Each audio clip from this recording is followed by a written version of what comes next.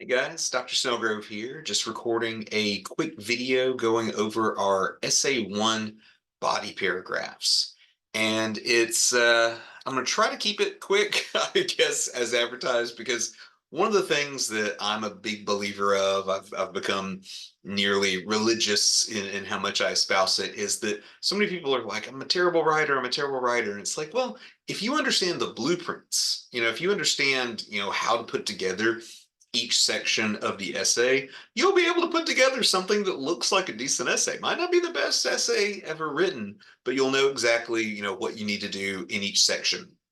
And so we did that for the intro, and that continues to the body paragraphs. And I'm happy to report that body paragraphs, strictly speaking, have fewer moving parts than the intro does. I guess it's up to you to decide whether that makes them easier to actually write, because the body paragraphs are the majority of your paper. But let's dive in. So there's basically three components to any body paragraph, right? So you have the topic sentence at the very beginning, you have three or more supporting sentences, and then you have a conclusion slash transition sentence, right?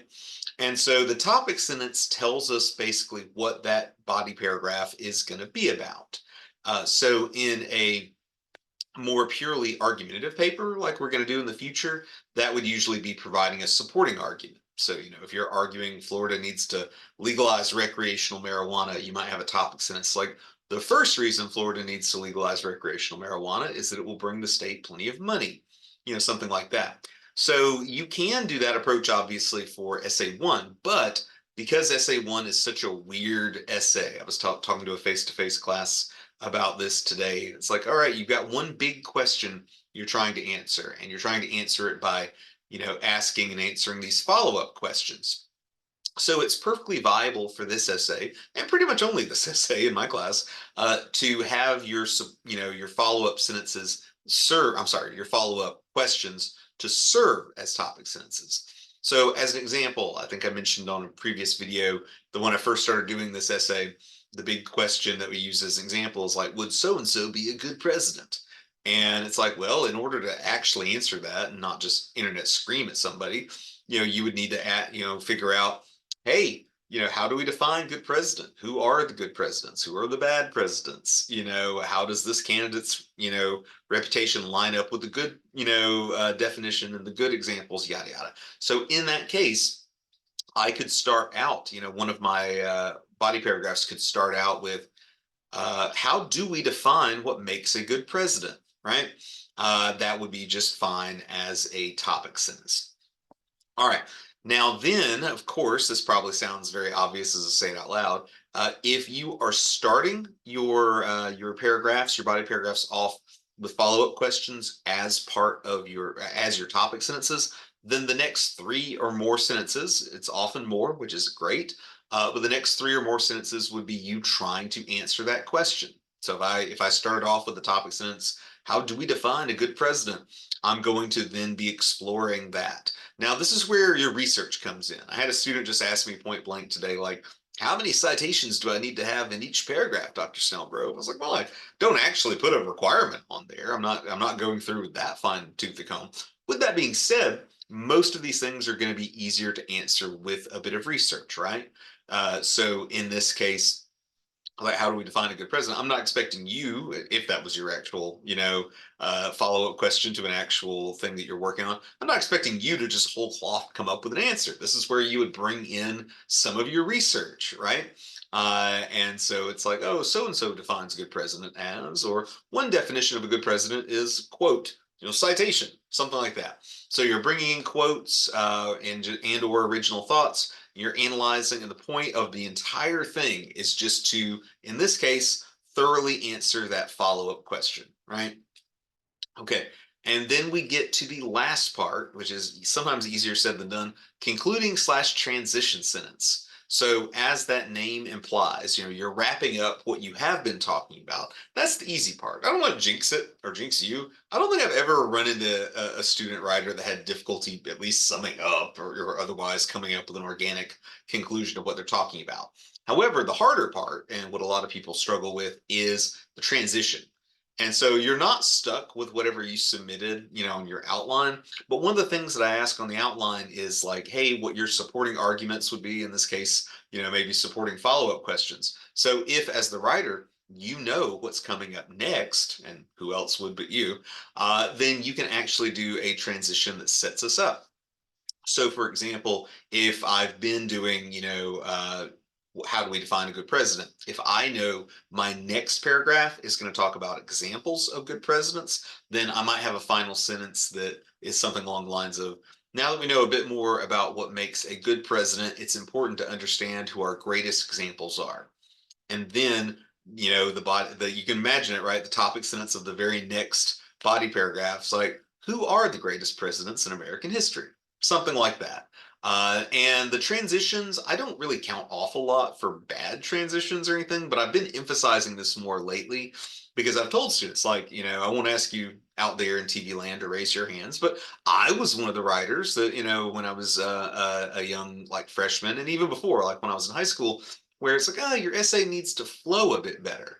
I was always like, what does that mean? Go flush the damn thing. I don't know what you flow better. And it took me an embarrassingly long time to realize, oh, they just mean transitions that connect your paragraphs to each other. Because otherwise, in worst case, it can feel like, several different small papers have been all stapled together. But when you have those transitions in there, we can see you clearly connecting the ideas and creates a pleasant flow for the essay. Some other stuff I want to talk about with you in no particular order. All right, so quotes. For my poor face-to-face students, I always draw this goofy thing on the board. It's like, I call it the world's saddest infographic, right? And it'll say something like argument or thesis, and then beneath it, everything else. And I'll show these little arrows connecting them. And so what I told students, and I'm now telling you, is you need to always find a way to connect, whatever you've brought up back to the thing that you are arguing or exploring, right? So the most obvious example of this is quotes. You can't just drop a quote bomb in and move on to the next section. You've got to show us how that quote connects to what you're talking about. So my goofy little arrows on the diagram, you don't have to use my boring phrases, but that's where you'd be getting into, this shows that, this explains that, this helps us see why, so that's your follow-up analysis. That is you tying the quote to what the hell you're talking about. If you don't do that, the reader has no idea, what exactly why you brought that quote in there and why you're doing it. So it'll apply, mostly in academic writing, it applies to quotes, but it could be anything else you're bringing up, personal anecdotes, weird background info. Frequent question I get students is like, can I put background info in, after the intro, Dr. Snellgrove? It's like, well, you can, but it needs to be in service of a larger point you're making. We don't want you to just stop the momentum of your essay dead to info dump on us. So always be finding ways to connect that. And I know this is easier said than done, but I also recommend the world's saddest infographic as a kind of, how to put this, editing tool where you're writing on the fly. If you realize as you're doing it, like, oh man, I have no idea. I have no way I can think of to connect this quote to, the thing I've been arguing. It's time to throw that quote out then. I don't want to sound like more of a smartass than I always do, but I remind students that, if it probably feels weird to think about it this way, but compared to the average college freshman, you are now an expert, on whatever you have spent, weeks looking into, researching, writing about. So if you throw out a quote and you, as the expert, can't figure out how that thing connects, right? Can't figure out how that connects to the argument you're making, the point you're pursuing, then you got to chuck it, because if you can't figure it out, none of us can figure it out. But yeah, this is some of the main stuff. I do want to encourage you. I'll try to maybe get a separate video uploaded, or at least a document, probably more a document now that I say it out loud, for MLA citation. So don't forget, when you bring in, quotes obviously need to be cited, but also, even if you're paraphrasing, if you've got numbers, stats, other highly specific info, even if it's not number related, even if you 100% paraphrase that, we still need a citation, because you're basically giving credit where credit's due. I think I have this in the citation guide I'll upload, but I have an example where it's like, imagine the original quote from Jane Smith said, 50% of respondents responded negatively. And then in my paper, I'm like, half the people said no. That is a completely different. I changed every single word And yet, I'm still citing some sort of calculation that she did. So I have to put the citation in after my paraphrase because I am giving credit where credit is due. So a few other quick facts. I don't want this video to take too long, waste your time, but this is something I think I'm probably the only person that cares about this, but I still love to share it. One of the fascinating things to think about regarding body paragraphs is that each one is a miniature essay. And I don't just mean that in a weird philosophical sense or whatever, but think about the structure of an overall essay. You've got an intro at the top that gives us our thesis, got a conclusion at the bottom that wraps things up, and you have a minimum of 3 supporting paragraphs in the middle to back up the thesis. That's how you get the 5-paragraph essay, although I always encourage you to do more than 5 paragraphs. So what are you doing again in the body paragraph?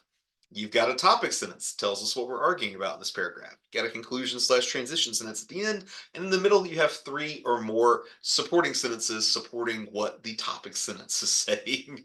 So it is very Zen-like. The drop becomes the ocean becomes the drop. I get a kick out of that kind of thing. Some other assorted stuff. I don't know if I've mentioned it in previous videos. Forgive me if I have. And I'm not saying you should go ahead and try to max this out or anything, but up to 30% of your essay can actually be outside quotes. And so that can be handy sometimes if you're like, oh God, how am I hitting 5 pages? Just as I said earlier, make sure that you are always following up on those quotes. All right. There's always more to go over, but off the top of my head, there's no more to go over. Y'all probably know the drill by now. If you have any questions, feel free to email me. Feel free to text me at 863-835-2399. Otherwise, y'all have a good one. Bye.